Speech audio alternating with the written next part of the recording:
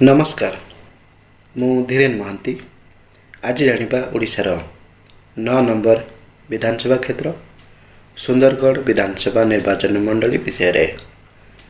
सुंदरगढ़ विधानसभा निर्वाचन मंडलटी सुंदरगढ़ लोकसभा निर्वाचन मंडली अधीन रे आसुची। Sundargarh block Tangarpali block Hemgiri block एवं लेफ्रीपुर ब्लॉक रो 7टी पंचायत को नहीं गठित सुंदरगढ़ विधानसभा निर्वाचन मंडली।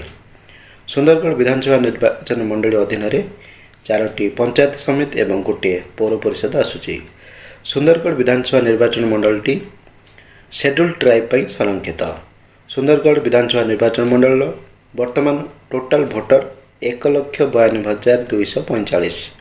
वर्तमान सुंदरगढ़ विधानसभा निर्वाचन मंडल विधायक अछंती बिजु जनता दलर जोगेश कुमार सिंह। जोगेश कुमार सिंह 2024 विधानसभा निर्वाचन में भारतीय जनता पार्टी कुसुम तेटे को 9,122 खंड भोट्रे परास्त कर तृतीय थर पर विधानसभा को निर्वाचित होती। 2019 विधानसभा निर्वाचन में भारतीय जनता पार्टी कुसुम तेटे बिजु जनता दलर जोगेश कुमार सिंह को 7,364 खंड भोट्रे परास्त कर प्रथम थर पर विधानसभा को निर्वाचित होते। सुंदरगढ़ विधानसभा निर्वाचन मंडलटी 1951 मसीह स्थापित होता। 1951 मसीहा प्रथम विधानसभा निर्वाचन में कांग्रेस कृपानिधि नायक एवं ऑल इंडिया गणतंत्र पार्टी द्वारिकानाथ कुसुम मिलित भाव विधानसभा को निर्वाचित होते। 1957 मसीहा विधानसभा निर्वाचन में ऑल इंडिया गणतंत्र पार्टी उदित प्रताप शेखर देव एवं गंगाधर प्रधान मिलित भाव विधानसभा को निर्वाचित होते। 1961 मसीह यही आसन विजय होते स्वतंत्र पार्टी हरिहर पटेल। हरिहर पटेल 1964 मसीह द्वितीय थर स्वतंत्र पार्टी एठारे विजय लाभ करते। 1971 मसीह यही आसनटी कांग्रेस अधीन को आसीथिला। कांग्रेस दिव्यलोचन शेखर देव विजय होते। दिव्यलोचन शेखर देव 1974 मसीह द्वितीय थर पर कांग्रेस आसन एठारे विजय लाभ करते। 1977 मसीह यही आसन विजय लाभ करते कांग्रेस किशोर चंद्र पटेल। 1980 मसीह किशोर चंद्र पटेल द्वितीय बार विजय लाभ करते कांग्रेस टिकेट। 1985 मसीह यही आसन विजय लाभ करते जनता पार्टीर भतेन्द्र शेखर देव। 1990 मसीह भतेन्द्र शेखर देव जनता दल टिकेट एठारे विजय लाभ करते।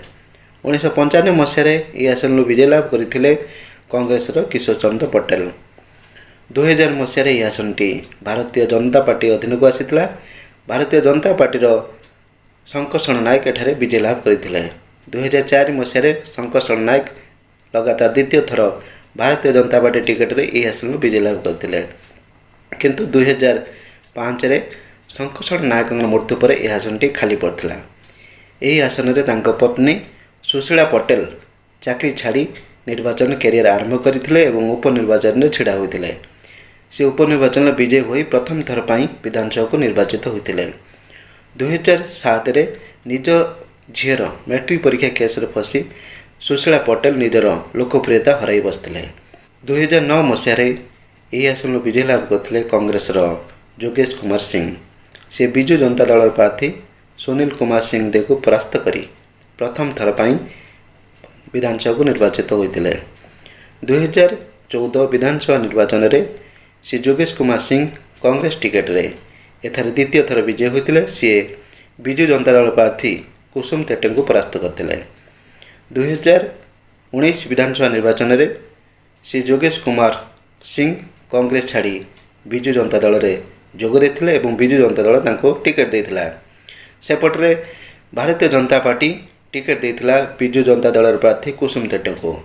2019 विधानसभा निर्वाचन में भारतीय जनता पार्टी कुसुम तेटे बिजु जनता दल जोगेश कुमार सिंह को परास्त करी प्रथम थर पर विधानसभा को निर्वाचित हो आसते।